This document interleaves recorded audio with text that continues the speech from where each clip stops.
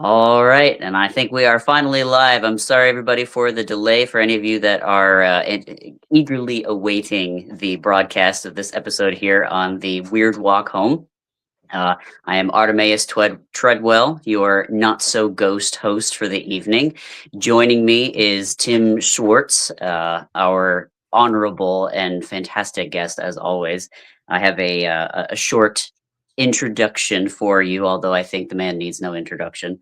Tim Schwartz is an Emmy Award-winning television producer, and you've seen him on Ancient Aliens and The Unexplained, and you've heard him on Coast to Coast AM. He owns Zontar Press. He's a core contributor to Intermediary Magazine and the ghost book behind tonight's conversation. So we're going to be talking more about that later. The persistence of ghosts. It will tie into our conversation today. And that book, of course, came into the world via his Zontar Press. Tim, thank you for joining us. It's an honor and a pleasure. Oh, thank you, Artemis. I'm glad to be here, and I'm glad that you were able to work out the little technical buggies or ghosties, or however you want to refer to it. Right. Yep. The gremlins in the system. That's We right. got some new tech too, and I think that's just adding to the problem that integrating things. It is definitely in the AI world that we live in. I think there's a whole other entity operating all of that outside of our influence, but that's a conversation for another day. Mm. So anyway, the conversation today we are titling "Ghosts and the Not So Grim Reaper," and this conversation is kind of coming as a whistle wetter for the article that's featured on the cover of Tillie's very first magazine, Intermediary Magazine, that she's going to be releasing soon here. In fact, pre-order will conclude on the 15th here in August, so just a couple more days, but you can find that on intermediary.arts/mag. Of course, we'll have all the information for you on YouTube in the description, all that good stuff. So, but anyway, that is going to be kind of the opener here for today's conversation, which I guess the title story deals with me and my experience, my very first experience with exorcism, and not at all like what I had known of it in pop culture and Hollywood media. In fact, quite the opposite. In fact, so anyway, Tim, I think I don't know if you know what you're getting into with this one here. Well, If I mean, you bring up a good point though about how real life exorcisms is vastly different than what everyone has seen on movies and television shows and things like that. I mean, there's no rotating heads and vomiting pea soup, or right. the crucifix bursting in flames in your hand, stuff like Hmm. Yeah, that. although it's funny you should mention vomiting because as we may later touch on, or at very least in the article, that is something that I very nearly did, tossing my cookies, dealing with some of the things that I was experiencing and feeling. So, not the person to be exercised, but me actually having the Right, problem right. keeping lunch down. So, but anyway, so yeah, I guess I'll try to give the audience here a brief overview of the situation so they're kind of on the same page for some details that I guess we're going to be talking about and weaving that into your book and the other contributors with the persistence of ghosts here. So the conversation, as it usually is on my side of the coin, is in dealing with how the average Joe high ego person like myself integrates into paranormal experiences and what we can do as a human to have some influence over those paranormal experiences. And then also from my side of perspective, what those paranormal experiences look like versus somebody like Tillie, who is able to see and experience and feel far more than at least currently what I am now capable of and maybe ever be capable of in my whole life. So it was a very interesting experience. So I might as well just dive right into it here after I wet my whistle a little bit. So, um, I'm fortunate at least that my family is pretty young, and so I've not really experienced very many familial deaths in my life. And I'm going on 40 years old, and there's only been a couple of elderly family members that have passed, and that I didn't really have very much personal connection to. Hadn't seen them in a while, so that distance does create a little bit of a barrier in that way, or I should say, insulation to some experiences. And this grandfather that I had, he lived relatively close by here in Florida, and he had expressed, so rather towards the end of his life here, as he was winding down, he finally had a stroke that sort of took his ability to be mobile, and that really just for him signed might as well have signed his death certificate. He just didn't want to be here anymore. But the man had a lot of emotional baggage. We'll just put it that way. Tons and tons of guilt and shame for the way that he grew up. A short story for him: he was one of like 6 or 7 kids born to a prostitute, and so him and all of his siblings either tossed off onto other family members or child protective services, orphanage, any number of things. So he was basically, for a large portion of the time, raised on the streets, and which is not an ideal situation for any child. So he sort of had some, rise to redemption. He went into the military. He still ended up getting married and having children, and then divorced and leaving those children behind. And he later reconciled with my mother and my uncle in that way, but still, towards the end of his life, obviously was not feeling like he could do enough to recuperate all that he had destroyed, basically, and what he had done in his life. So now that he was on his deathbed, despite the fact that he had been told by family members that, hey, we understand the way you grew up and everything, we forgive you. Yeah, it was really crappy what you did, and you had opportunities from the new wife that he married to go to therapy, and he was told these were things he had to work through and what he had to do, but largely through so many of those years just didn't quite take the personal responsibility that he needed to. And so now, here at the end of his rope, finally seeing, time's a ticking. Unfortunately, I don't have that much left. He was unable to resolve a lot of that within himself. Still, like I said, despite the family saying it's okay, really, we understand. And he had expressed initially, after he was in the rehab facility and knew that he wasn't going to make it out at that point, that he really didn't want anybody to see him in the condition that he was in, because it was, far less than how he wanted to be remembered. And personally, for me, I was more than happy to indulge in that last request. I'd never seen anybody who was on a deathbed. I really didn't have any interest in dwelling in that super heavy energy. For me, like, I don't do funerals and wakes. It's, we'll do a celebration of life, that's okay for me. But otherwise, I try to avoid those things. And especially if somebody says, look, I really don't, I'd rather just be alone and in peace. Okay, cool. I can understand that. So at least on that note, I was thinking, okay, he'll pass and my mom will come down, and, we'll deal with it in the aftermath. But I guess that was his ego talking that said, no, I don't want anybody to see me, because for one reason or another, he wanted to spare some people around him, or maybe again, he just didn't want to be remembered that way. His ego, anyway, whatever the case was. But deep down, he must have been speaking or singing a whole different tune, because he had said that. And then my mother got on the phone with him maybe a week before he passed. Hey, do you want us to come down? He finally said, yeah, okay, come down. So we ended up saying, okay, Tillie and I will come down to see the to be present with my mother, basically, just for emotional support in that way, if nothing else.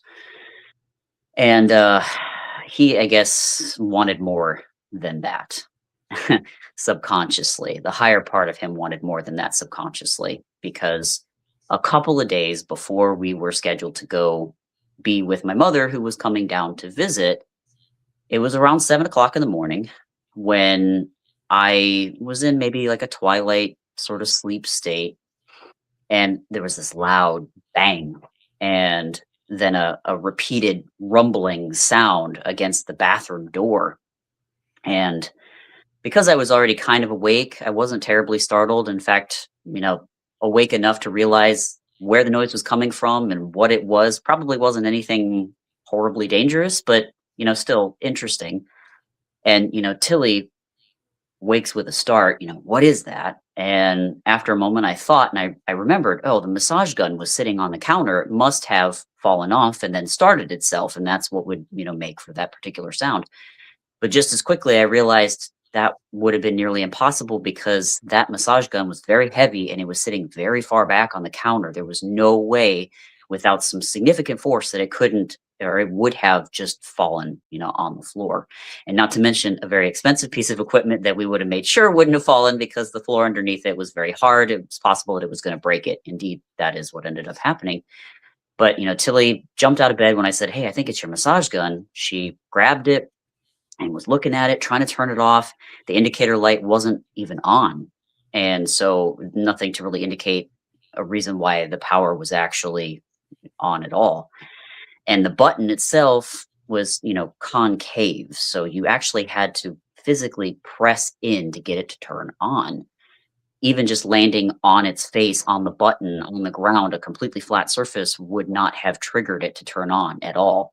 And the button was still working, so none of the mechanism in there was broken that would have led me to believe that the fall, even though the fall shouldn't have happened in the first place, would have caused it to turn on. So I thought this was weird, 2 days before we're supposed to go visit, my grandfather, but after he had passed. And I was willing to excuse it initially, not thinking much of it. But the next morning, same thing, almost the exact same time, 7 o'clock a.m. I'm in my twilight sleep state, kind of waking up, and I hear the kitchen cabinet door slam downstairs very, very clearly. I know what that sound is. And again, the cat's not anywhere. There's nobody in our house. No reason for that to have happened. And seconds later, the alarm that I had set on my phone, it made a microsecond of a sound and then turned off. And I grabbed it from the nightstand. I looked at it and it said, your alarm's been snoozed. It'll come back on in, 10 minutes. And again, sitting on my nightstand, nobody's over there, nobody's touching it to, you have to touch the screen or, depress a button for it to do that. So now I'm going, okay, this is the second morning in a row. Something's very weird has happened. Now we're 48 hours, T minus until we're supposed to go visit. And I woke up Tilly. I said, I don't know how to interpret any of this. Clearly, someone is trying to get our attention.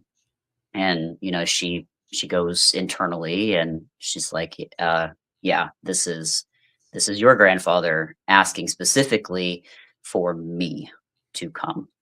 And my grandfather in his life, I did try towards the end to help him process some of the stuff that was going on because he had a series of strokes that left him progressively, less and less capable. And I think he kind of knew that he was winding down in his life.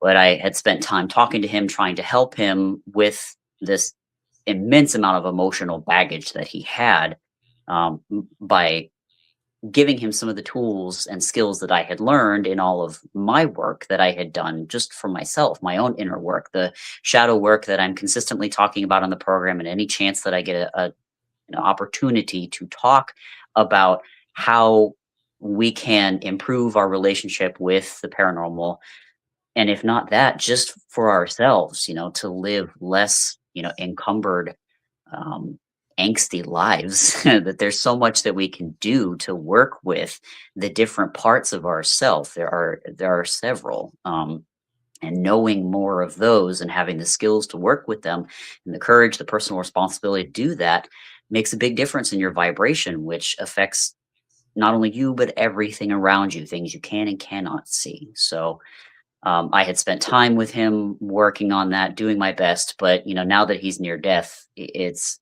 beyond that at this point. It's okay. Now, what are we going to do in the transition? And that's where Tilly steps in. the work that she did prior to me working with the Catholic Church. She had a lot of experience with exorcisms, which I learned at this moment that that's actually more what exorcisms are for and are for helping people separating themselves from the physical body when they have that, serious human specifically ego attachments to their body and to that persona. So their higher selves are attempting to shed that, but it can be awful heavy when you have a ton of that ego, that karma built up. So that was more the work that she did. And okay, exorcism. I married an exorcist. I didn't know until just now, right? So anyway, here I am going headlong into this situation now. Basically getting a crash course in what we're going to do with this situation, with my grandfather being very persistent about asking for help, and me not really being the one to be able to help, but it's Tilly. So my job at this point is to kind of run interference with anybody else who may not understand the process, which is a large portion of really what I do in our relationship is actually to pass all of her information through the ego filter that everybody else has, and my ability to speak to them, people in that way, so that they can understand what we're doing and how that's helpful, and then how they have to behave in order for that to be as successful as possible. So I'm getting a crash course in, less than 48 hours on this. So, and also the very first, bedside death that I have ever attended, now it's a family member doing it. So there could be a lot of emotional connection there. But again, everything that I have been doing in my inner work leading up to this point has helped me to be the best possible apprentice, which is how I'm serving in this way, to this ceremony, to this procedure. It relies on me being able to communicate effectively with my own family some very firm boundaries on what they can or cannot do during the actual ceremony itself, what Tilly is performing. And that's something that previously I would not have been able to do. A lot of people, I think, are still under their parents' thumb until the day their parents die, and even then and beyond. They're still ruled by the attachment trauma that they have from, what they've learned in their childhood. They just carry that on, straight into adulthood. So differentiating myself in that way was one step in that inner work, which came in handy when I had to tell my parents this, hey, this is what we're going to do, and this is how it needs to be for everybody's interest and safety. And other things like Tilly informing me that I needed, once I entered the room with my grandfather, that a very particular procedure was to be followed. I was to enter with the offering, which was a bouquet of butterfly flowers. You'll have to read the article for more information on this, because I'm skimming through it real fast here so we can get to what Tim has to say about it.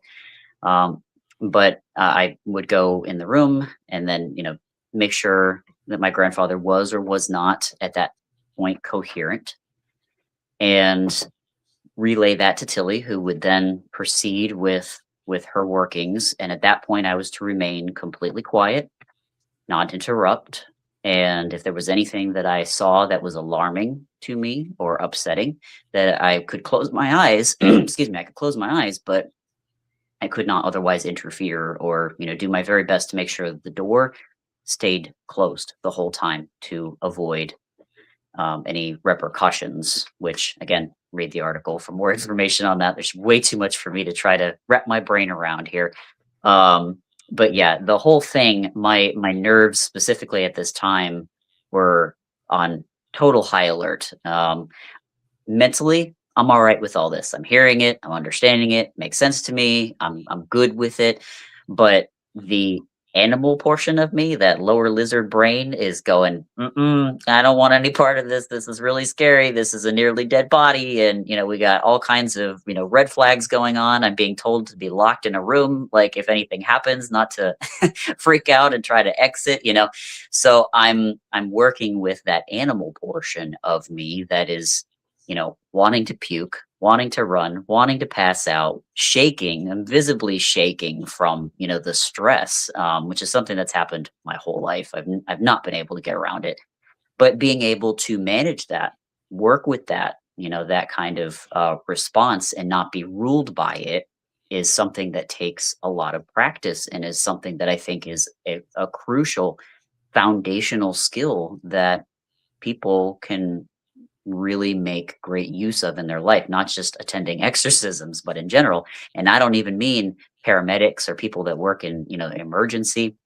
It's anybody, because it could be something as simple as, you're hungry, you're hangry, and then you say something in anger, just knowing that that animal is in there trying to drive your responses, and working with that, having empathy for that, managing it makes a huge difference in the effect that you have in your outer life. And not being able to do that, among other things, is why 99% of exorcism apprentices end up not being able to do this kind of work. They don't have that under control. In fact, Tillie was telling me that there were so many apprentices that she saw that vomited or, peed themselves or something of that nature and had to immediately leave for whatever it was that they experienced or saw. So, just absolute sheer terror. So, these are things that I think are just good skills for people to work on and manage in their life, not just for exorcisms. So anyway, so not being able to stay silent and interrupt, that was another skill that for me as a high ego person with a whole lot of narcissistic tendencies, it would have been somewhere within me to say, this is woo woo, I don't really believe this. This is, you know, uh, a delusion, or whatever, discounting it and then interrupting however I saw fit would have been something that absolutely would have happened prior to me, humbling myself and doing some inner work, or rather having at some points some shadow entities humbling me for me. So, but anyway, so that was all part of the process while I was there, while Tillie was doing her work. Something that I will mention as a paranormal tidbit that might interest some of the viewers was that prior to entering the room, I had an umbrella, a black umbrella, because of course, it was thunderstorming outside and the perfect weather for this kind of thing.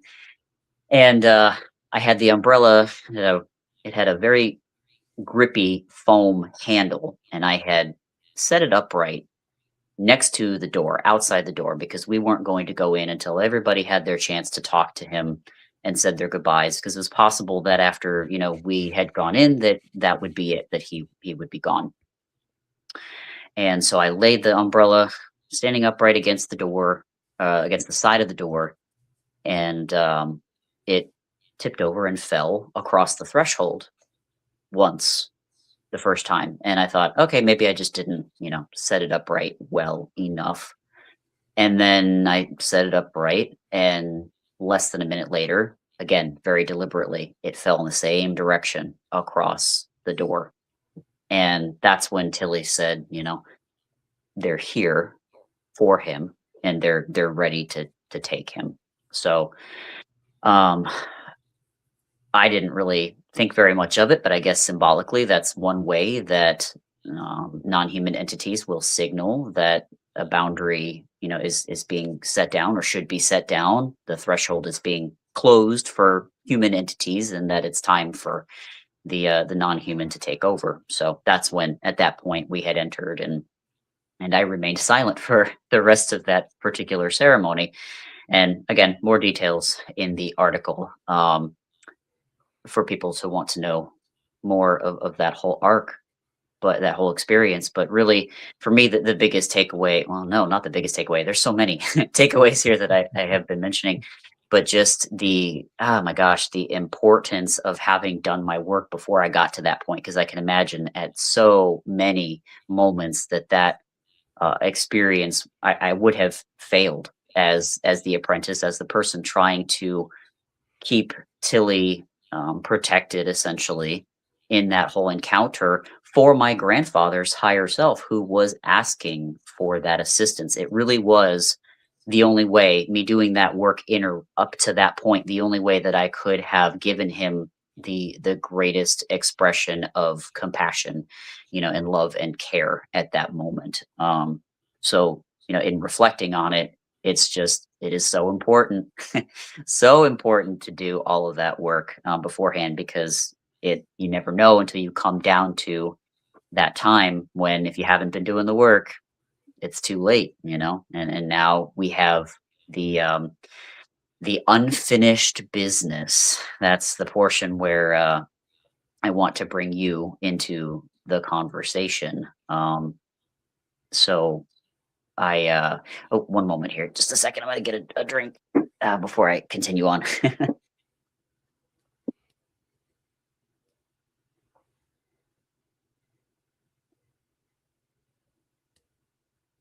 So, mm. But I think also I realized too, before I go any further, that it's important to note that, in that energy work, it was so important for things to be as quiet and uninterrupted as possible with Tilly doing that energy work. Because even something as seemingly innocuous as the air conditioner kicking on, or the nurses coming in to, give him medication, as quiet as they may have been, all of that is an energetic interruption into the the person who's inside that body, trying to elevate and to leave. It's already pretty heavy as it is, especially with somebody who had as much um, karmic trouble and emotional baggage as he did. So it was important for Tilly to, seal the room, bring the flowers as the offering, um, and that she would call in her non-human counterparts to help assist her. um, but yeah, we kept having tons and tons of interruption throughout that situation, as people will read in the article, and that just made it impossible for him to pass directly, at that moment. So he did not, his body anyway, didn't pass until maybe about 10 hours after we had left. But anyway, so the unfinished business there, though, is what can make it so hard for the higher self in those bodies, the human, to exit. And then I've got some notes here. Let's see, from the book, actually, from the Persistence of Ghosts, in Tilly's chapter called "Dire Circumstances."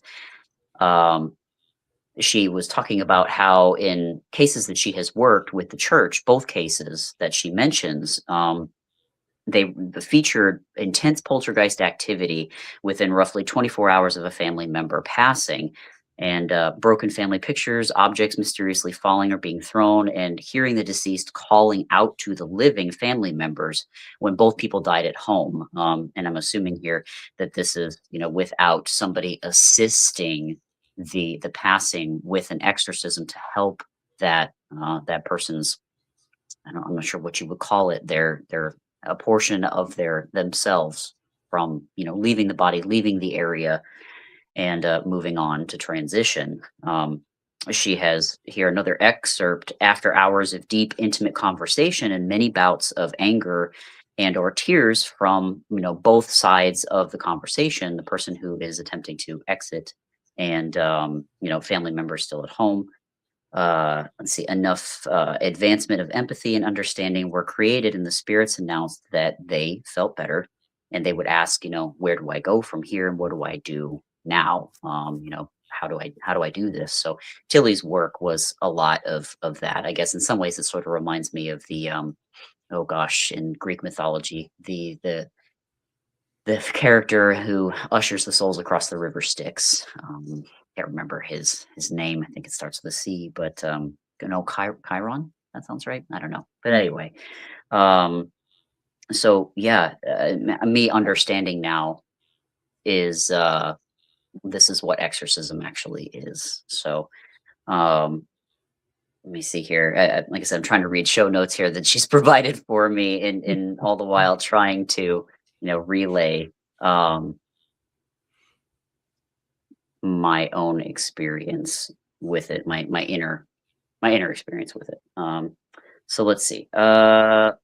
Yeah, actually, I think this would probably be a good moment for you, Tim, with that book, The Persistence of Ghost, for you to comment on, gosh, anything that I've been rambling about for so long at this point, trying to fill everybody in on what's been going on with me anyway, and my side of the experience, and Sure. what you can bring to that whole discussion, or if you can integrate anything from The Persistence of Ghosts. So on Well, unfinished business. yeah, listening to this, first of all, I'm looking forward to when the magazine comes out so I can read this. Yeah. And it's the complete version, which I know you don't want to give away all the eggs right Well, now. You want people to actually read it. So, sure. Oh, and, there's so much more, and trust me, I'd be rambling for longer than anybody perhaps wanted to listen if they could just read the article and get the more succinct story there. And then they want to hear you too. So right, right. Well, one of the first things that made me think all the way back when you were being awakened in the morning, mhm. that time you said 7 a.m. That had to have had some kind of significance. Um, uh, who knows? I mean, it could have been something as mundane as that was when the nurses brought in, a medication or something, Sure. Yeah. to him. Mhm. Um, the it people tend to overlook the significance of when these kinds of things happen, as well as the stuff that happens around them to capture your attention. You said that the first thing was like a it was like a big bang, Mhm. you know, and I've had the same experience in a house that had a poltergeist. Is that before anything happened, there was there was a huge bang that shook the whole house. Then Mhm. the activity started. Hmm. So it's almost like like you said, here's an announcement. The phone is ringing. Answer it. That Yeah. sort of Right. Yeah. I didn't uh, even think about that. Yeah, this is my very mhm, first experience. So right. fantastic Well, and then observation. yeah, well, and then the next day you said that you heard a cabinet door downstairs Mhm. Mm. banging, Yeah. you know, once again, it's to catch your attention, wake you up enough to understand or try to understand what's coming next, Mhm. and it's one of the things that I think has baffled people throughout the ages is how this kind of communication, humans tend to be most of the time rather direct in their communications. Hey, I need this, or I'm thirsty, give me a glass of water. When it comes to paranormal incidents, it's not so direct. It works in symbolic ways, in subtle ways. Mhm. It for some reason it just can't come right out to you most of the time. Mhm. And I because there are cases where what I'm saying, it's just it's just the opposite. But the majority of the time, it's subtle. It doesn't come directly to you with this broad announcement that shit's going to happen right now. No, instead it builds up to it till it finally catches your attention.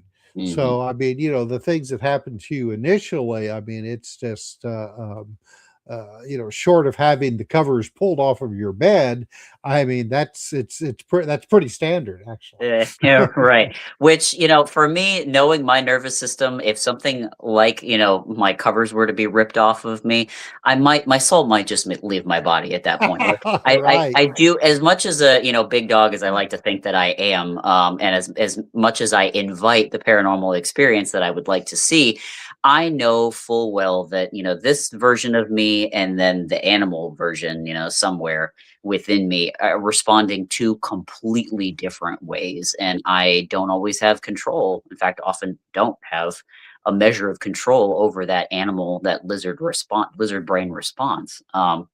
So yeah, an indirect communication would be, far easier for me to handle, I think. So in that way, I actually find it compassionate.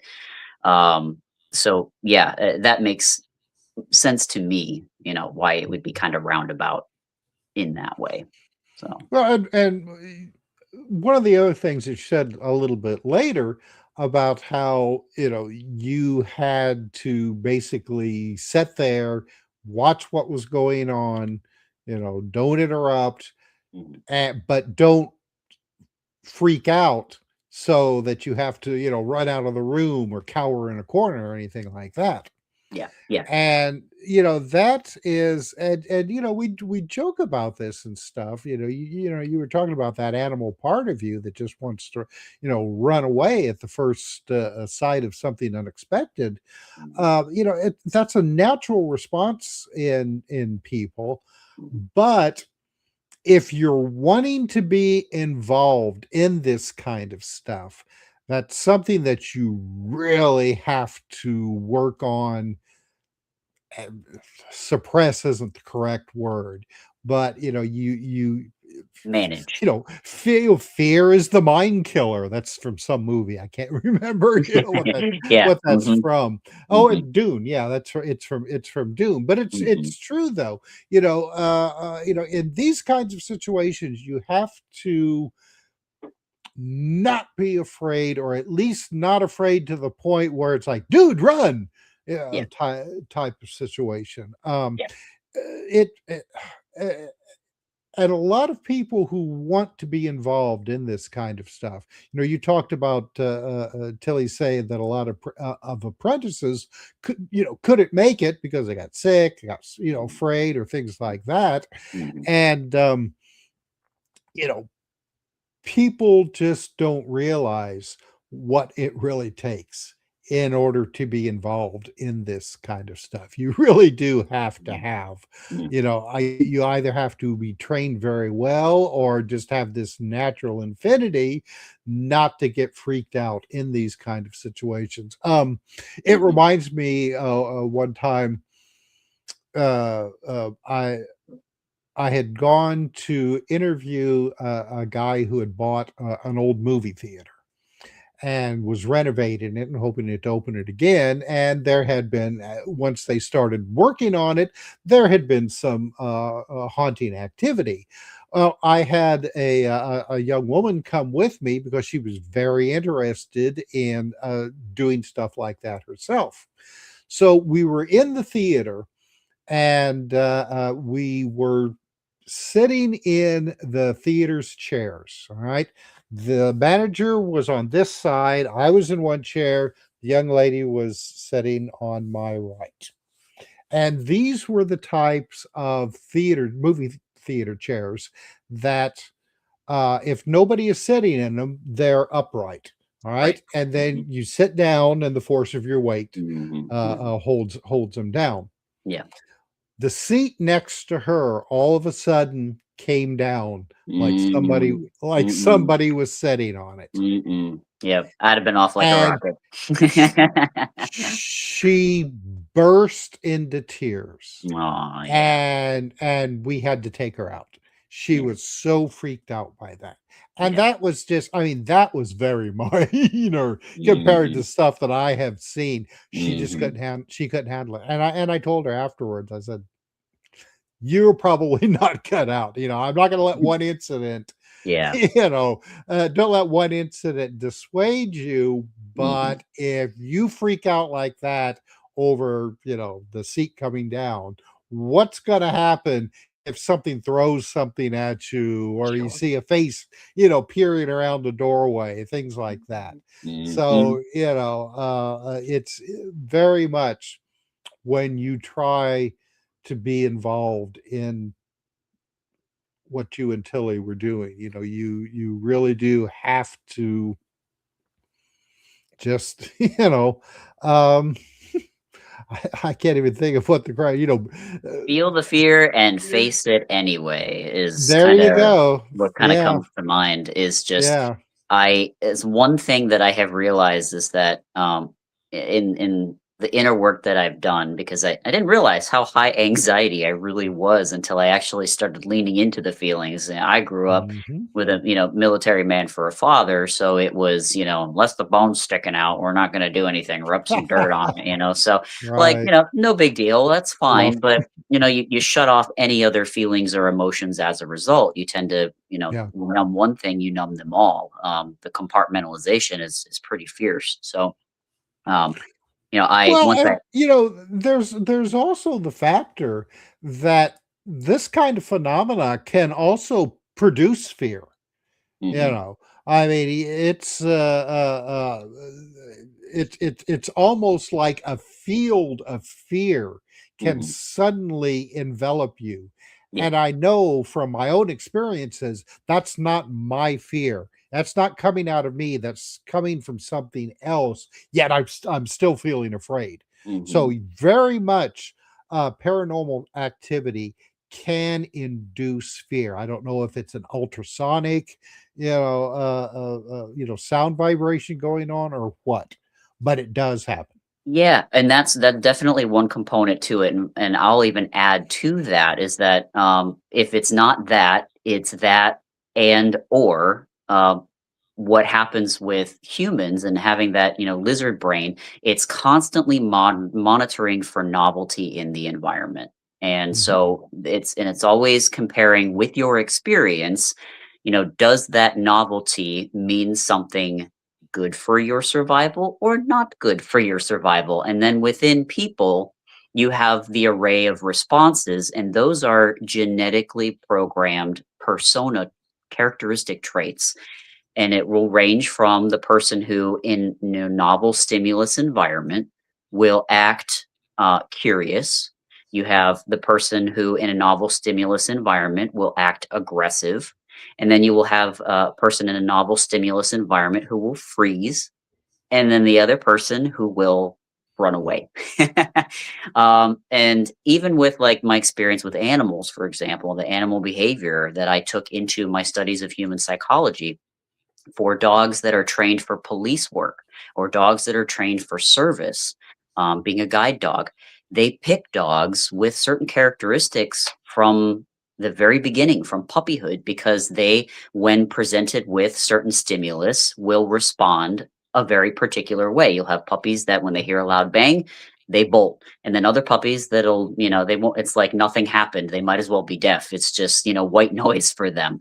And usually those are the dogs that they choose to be the bomb dogs, the police mhm, dogs, the guard, the snippers, whatever it is, the service dogs, guide dogs, because they are in the industry what we call bomb proof.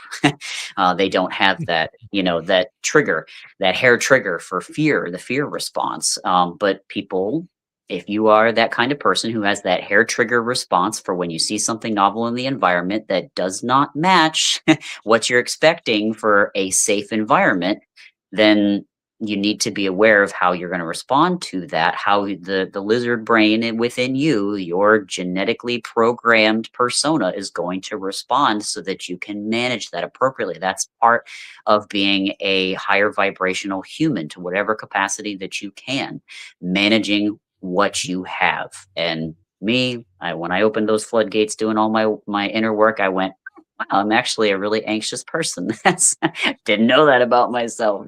So anyway, like you said, when it comes to doing the work with the paranormal, you really need to know who you are underneath the hood, because if you don't, the NHP will have so much fun showing you exactly what is under the hood.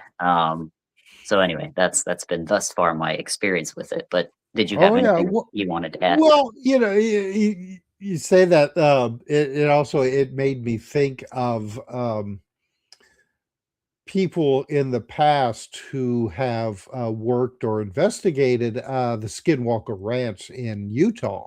Mhm. And one of the things that always stood out to me is one of the head of security at one time said that when you had people come in that were like, Mr. Gung Ho, Mr. Aggressive, Oh yeah. especially, like camo dudes, and Mhm. people like that, that they're the ones who end up getting singled out and Mhm. messed with the most. Oh yeah. They're the ones that bad things will happen to them.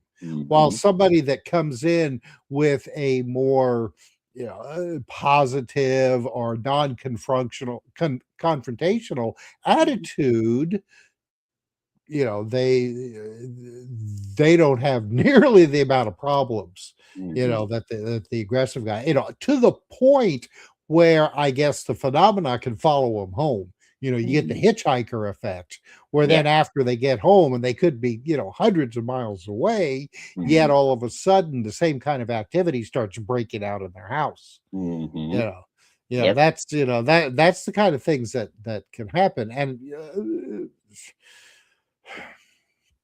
I'll say that, the Skinwalker Ranch can be somewhat, not as,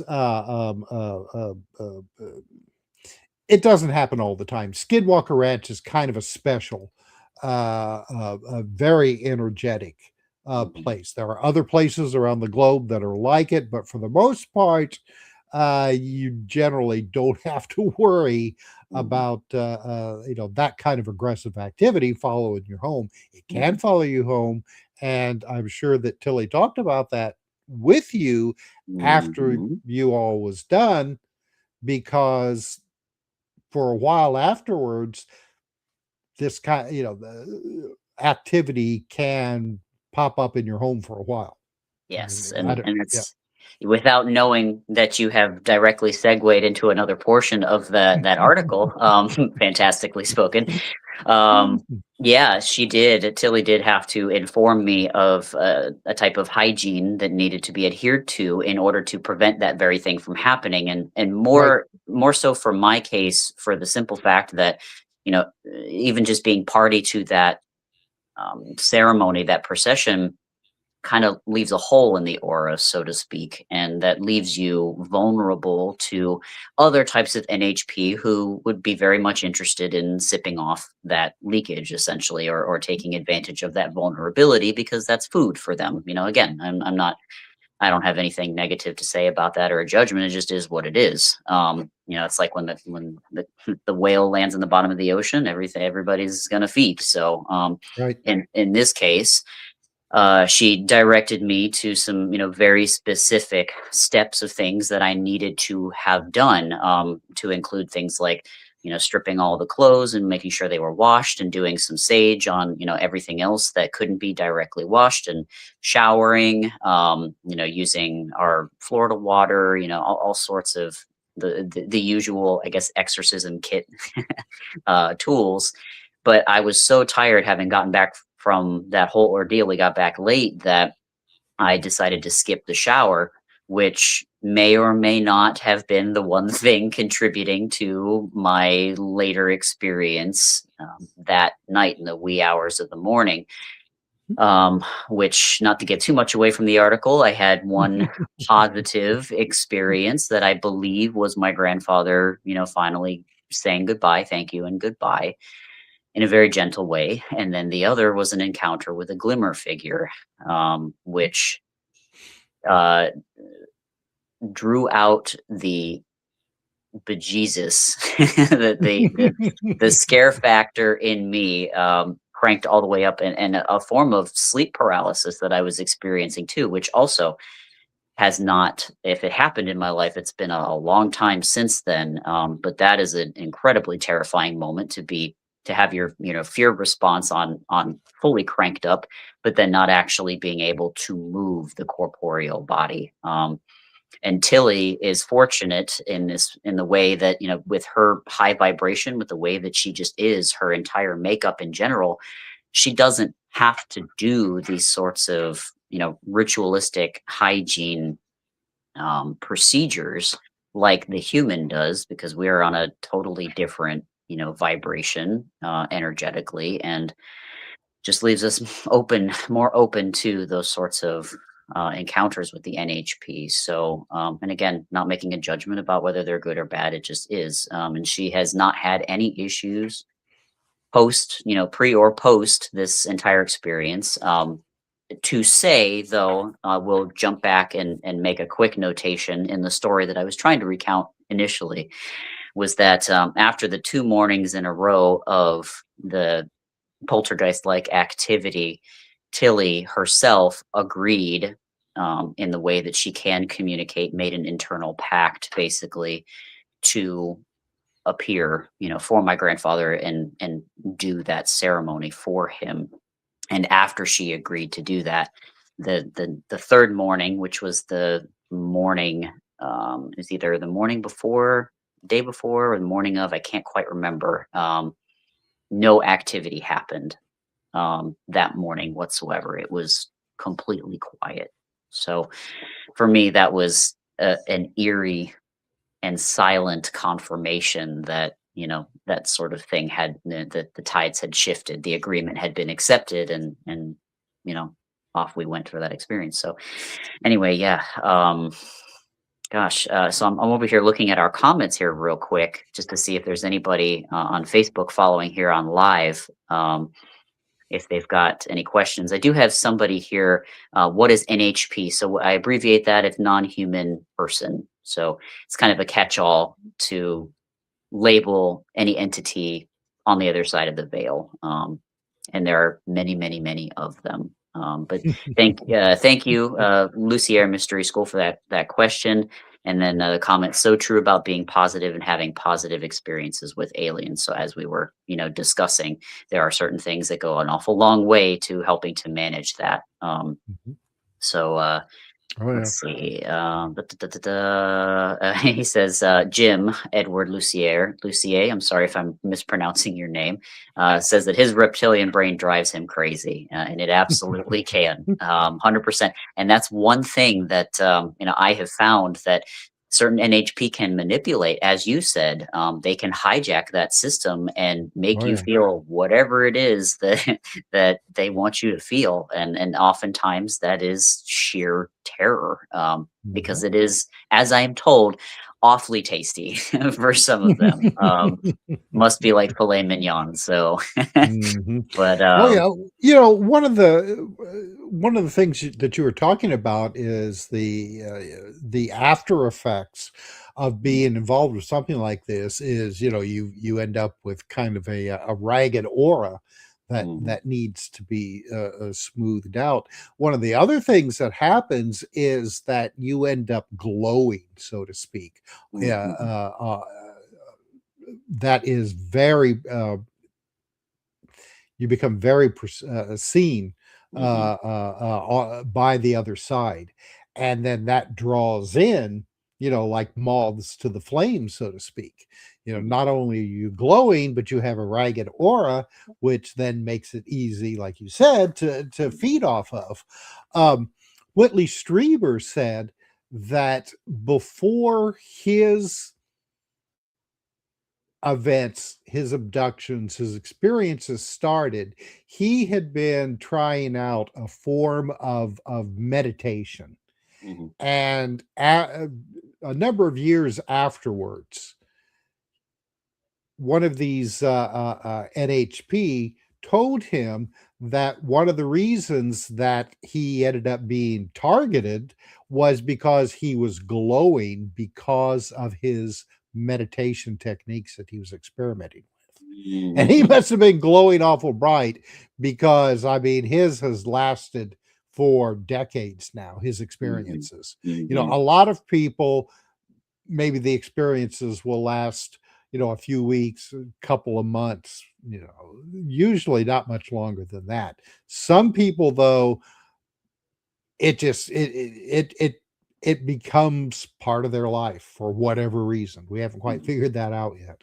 Mhm. Yeah, and to your point quickly about meditation, I have heard from other people, in, I guess, the meditation guru field or psychologists who end up dealing with people who have gone to some of these intensive meditation retreats that are supposed to be, healing or helpful, uh, without proper guide rails can actually drive somebody into a psychosis. Mhm. These are very powerful tools that if you do not know what you are doing, outside of the whole, buzzwords around, oh, meditation, it's great for your, whatever it is, your mental health, your chi. While in some cases that's absolutely certain, delving into some other types can absolutely leave you vulnerable to NHP, certain interactions in that way, and like you said, make you a beacon, and you don't even know, kind of like the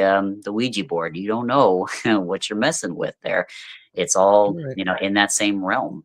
But I do want to get more from you about the book, The Persistence of Ghosts, and there's actually a couple of quotes that Tilly was so kind to highlight for me.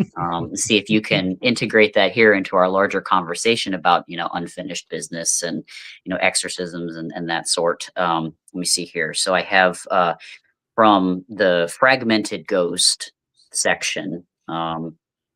It's you on page 345. You say, in short, ghosts do not behave like complete people, and what unites these systems is the expectation that death requires separation, and that separation can fail.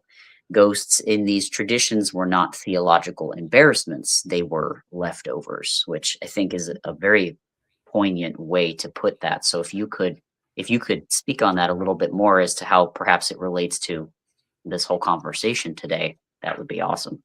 Right. Well, it's now, and you have to understand that what I'm talking about. It's a hypothesis. All right. Mhm, I'm not saying definitely this is what's going on, mhm, because I don't believe there is any definitely this is going on. mhm. There's everything is a big gray area. Of course. But from my observations, and it's not just my observations as well, contributors to the book, people like Paul Dale Roberts and Scott Corrales and Diane Tessman, as well as years and years of other people's works, have noticed that when you are dealing with ghost and hauntings, the majority of the time, it doesn't seem like that you are dealing with a complete person, with a complete personality. Ghosts usually don't walk down the hallway and strike up a long conversation with you about philosophical matters, or what's going on politically, things Mhm, like that. No, mhm, instead maybe if anything, snippets of words, footsteps down the hall, knocking on the doors, mhm, stuff like that. So what could be going on is that, and this is an old belief system from the beginning of time, and it's something that really hasn't been embraced in modern times, because basically our monotheistic type of religions that say that we only have one soul, that's it, only allowed one soul. Older cultures thought that possibly we had more than one soul, or more than one consciousness. And I'll use the word soul, because that's everybody's familiar with that term. sure. Consciousness is Mhm, is is is a good word too. mhm, mhm, But that you had your core consciousness, your core soul, that part of us that, when the body does die, that's the part that leaves, goes down the tunnel of light to the great beyond, or wherever, heaven, wherever you think that you're going to go. mhm, But you also have other consciousness, in other souls inside of you, mhm, that are those are the parts of you that deal with your ego, with pain and lust and uh, Mhm. uh, uh, uh, survival Sure. in the material world. Mhm. That those are the parts of you that are meant to live in this reality, in the Mhm. three-dimensional material world, Mhm. and they remain behind with partial consciousness. Okay, Mhm. you talked about your grandfather and his all of his pain and trauma and ego that may have been holding him back. Mhm. Once his consciousness leaves, goes to his great reward, all of that stuff that you're talking about remains behind Mhm. and has a fragment of consciousness left to it. Mhm. Some memories, all of the desires, Mhm. all the pain and trauma still exist, albeit for who knows for how long. Mhm. And I wonder if those aren't the parts of people that, for whatever reason, end up haunting. All right. Mhm. You look at people who have had near death experiences, Mhm. and they'll say that if they do get a chance to see their body, say they turn around and they see their body on the operating table with doctors and nurses, trying to resuscitate them. Practically everybody says that they look at their body like you would look at a dirty coat that you just took off and tossed on the floor. Mhm. Yeah. That's how they look at their body. Mhm. And if anything, they feel relief that they're free, Mhm. free of the pain, Yeah. free of any suffering, that ego, the trauma, it's all gone. And then Mhm. they go on free. Mhm. But that stuff still remains behind and remains conscious to a degree, like a dream is conscious. Sure. Like like all I say it's almost like a thought caught on the tip of your tongue. Mhm. And if the trauma and the desires are strong enough, these spirits, consciousness, again, whatever you want to call them, will then gravitate towards the places that they either loved or hated in life, back to their home, schools, theaters, libraries, wherever, Mhm. and will make themselves known. Mhm. And I doubt if they even realize why they're doing it. But it's and and when I talk about this, people I've told this to, they're like, "Oh, that just sounds horrible." And it's like, "Well, but that's the way it is." Mhm. It's no more horrible, I think, than when you cut your fingernails and throw that away. It's You funny don't you e should say that, yeah, because I was thinking as you were saying all this, I was like, how strange would it be to us if the skin that the snake shed had Mhm, a fragment of consciousness of its own, or experience? I don't know if we wanna say consciousness, maybe it is, maybe it isn't, but like you said, yes, and we tend to, like you said, think, oh, how terrible, some form of purgatory, but if there is not an awareness there, it is simply an existence. mhm. It is simply a display of, like you said, a fraction of a consciousness. It is, it is. It and, is, and right, and nothing more. exactly. Yeah, right. Yeah, yeah, well, and it also, I mean, it makes me think about, and let me let me try to go back and remember what it was that I was gonna say about that. Oh, I'm sorry. Yeah, I did interrupt you. No, no, no, no, no, no, no, no. But that's okay. I mean, I get on a roll talking, and then sometimes my thoughts will go faster than my mouth Mhm, can mhm, mhm. can interpret them. Um, it's and I can't. I don't remember the point I was going to make. But, oh You no, had I remember. mentioned the No, no, thumbnail. no, If you, no. yeah, I remember what it is. Okay, yeah. I think possibly a good example of this, and I mean, it doesn't mean that these things have souls or consciousness of their own, but there could be maybe some similar things in play here. People who have had organ transplants Mhm, will oftentimes develop some of the characteristics that the donor had. Uh, mhm. uh, uh, there was somebody I remember that, and I can't remember what if they got a heart or a kidney or I what it think I know which was. one you're talking about. It was the heart, I think, and a craving for a certain type of food. At least that's the story that I heard.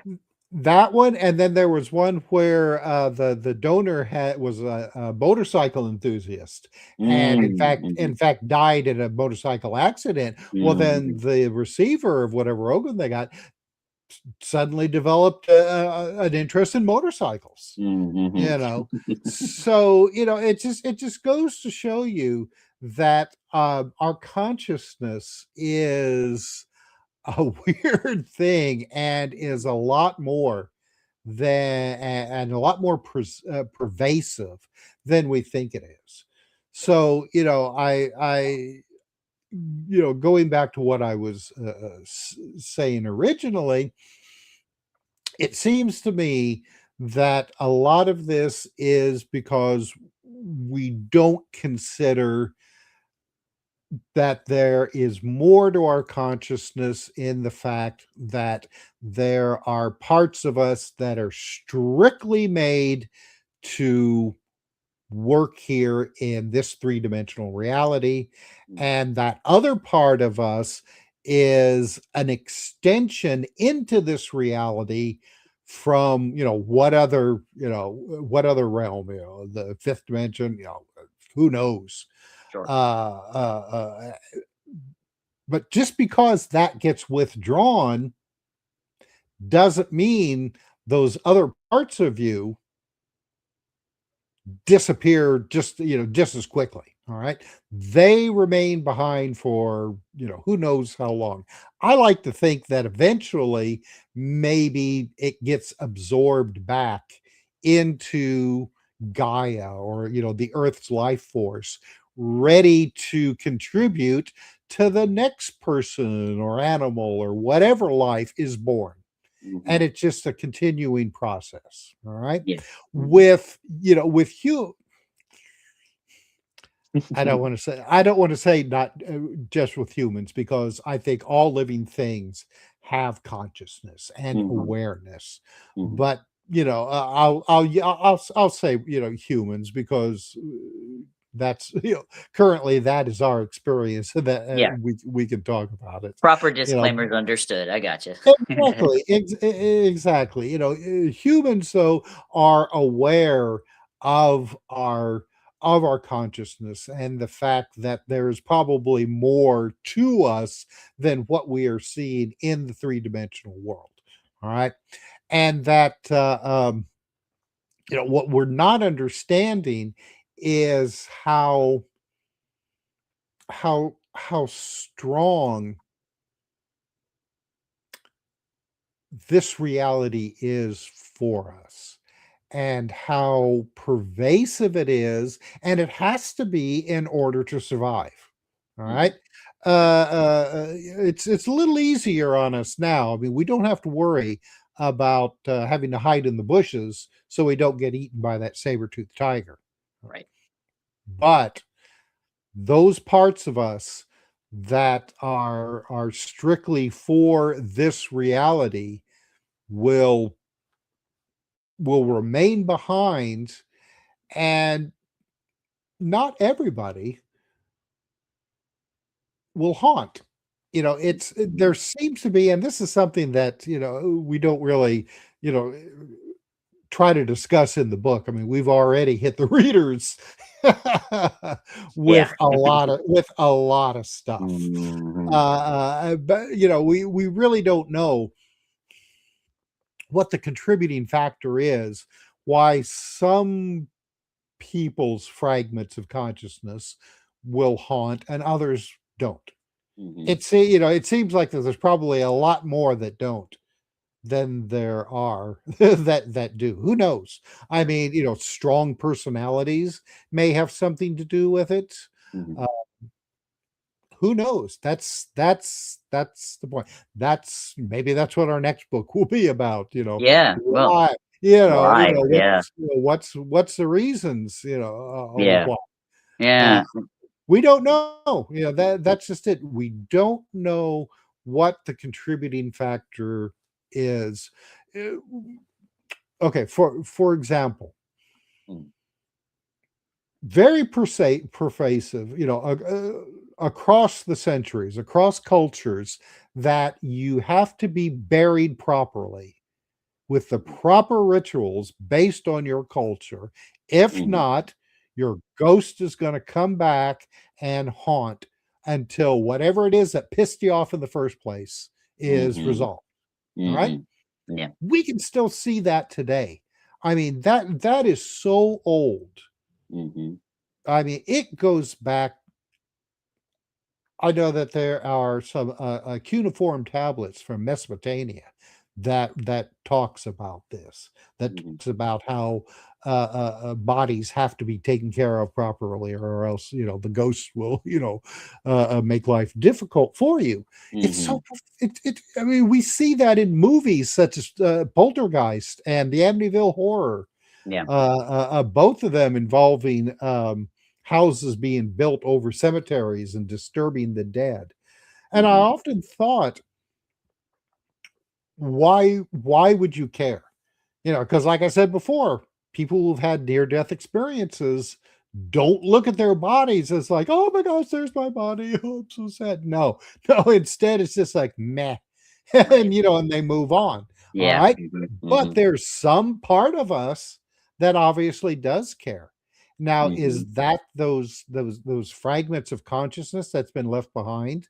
Mhm. Because like some mediums or some psychics say that the spirits will remain with their bodies, and older cultures as well, remain with their bodies until the body basically decays, Mhm. right? So if these fragments of consciousness are just kind of like hanging around and then the body gets disturbed, that's a good initiative to get haunt off and start haunting. Mhm. you know Yeah. Yeah, and I think it would make sense to me with the interconnectedness of everything. As we have a commenter on Facebook, Lucier Mystery School, talking about how quantum theory entanglement will basically say that yes, everything is connected, and for me, it would make sense if the strength, well, everything has an energetic signature, okay, an energetic footprint, and it would make sense to me that the more intense that signature or that vibrational strength, the more residue, the more bleed through, the more chance that there would be for things like you said, haunting, or for us to actually perceive that residue that's left behind. And I like how you Mhm, mentioned too, because this leads into another note that I had talking about how rituals are mechanisms and not superstition. They're actually mhm, very old rites in order to help transition that energy appropriately. Appropriately, read that in quotations, for not just for the person who has passed to maybe allay some anguish, but to avoid any further intrusion on the living. mhm. So it kind of goes both ways. It's a compassionate move both ways. so you mentioned that, in the book, that let's see, we have rituals such as proper burial or other funeral rites were developed to create closure and integration. Spiritually, they complete separation. Rather than viewing ritual as a superstition or a placebo, this perspective understands it as a mechanism, a process designed to resolve unfinished states. That's page 347. So it perfectly, I think, Right. kind of wraps up this whole conversation. And with, why my grandfather essentially was begging for Tillie to come, um, do that energy work, and she's done that sort of ritual work, uh, and it's a scientific psychology. Basically, it's not woo woo, as I now have come full circle in understanding. Whereas a lot of people with, I guess, less respect, or maybe a whole lot of thinking that they know it all, don't really know, that this is actually very, it's been around, this information's been around for a long time, even if we haven't understood why. It's not superstition, it's, as you said, it's a mechanism, Mhm. for accomplishing some very real uh, outcomes. So yeah, I think Yeah. that. Well, it creates a clean separation, especially like you were saying, with Mhm, somebody who has a lot of, karmic mhm, darkness on them. It mhm, it allows that separation, mhm, and then it it lets your consciousness then go free and mhm. not worry about what's being left behind. Yeah, yeah, absolutely, which I think is ultimately one of the most compassionate, loving things that you can do, setting aside whatever that person did in their life, to provide that, as they are transitioning, Mhm. and very humbling work for sure. And I have after this whole bit, have a whole new perspective, as always, as it always is with Tilly. In the last decade, the things that I am learning, and a brand new perspective, and a much healthier respect for these things that, science is probably always going to be catching up on understanding, but that, the people who come here, like Tilly, being very different from the average person, just have that innate knowledge in them. For me, it's just a continuous learning curve, which I am enjoying, I will say, even though my body at points says, "No, you're not. You don't want to do this." It's an amazing experience. So, let me see. I have maybe a closing quote on that bit.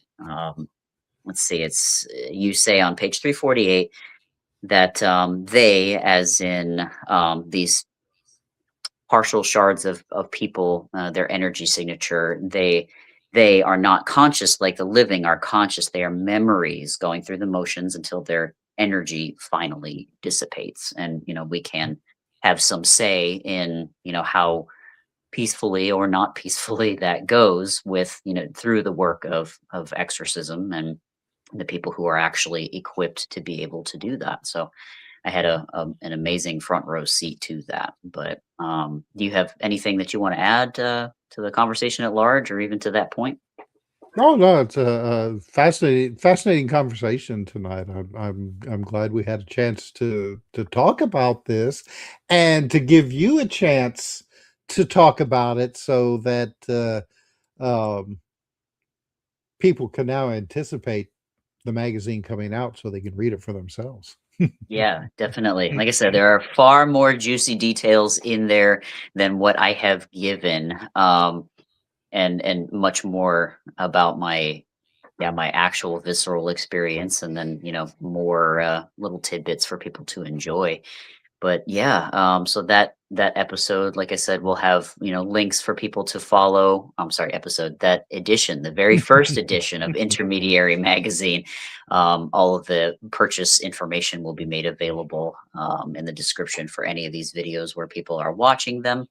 But yeah, I think that pretty much wraps it up well enough anyway, on such a huge topic. So thank you very, very much for your input. It dovetailed seamlessly as I expected it would, and added greatly to, my my humble layman's perspective, your experience far more than I can give right now with just my very first case, as it were. So thank you everybody for tuning in, for joining, for commenting. Lucier Mystery School and Jim, we appreciate you very much in your interaction here on the video. And for anybody else, we look forward to your comments and your thoughts on it in the future. So we are signing off here. Thank you very much, Tim. You're welcome. Thank you for having me tonight. Absolutely. Always a pleasure. And hang out for a minute here after we're going to end the stream and chit chat for just a minute if you got some time. All right. Fantastic. All right, everybody. Have a good night.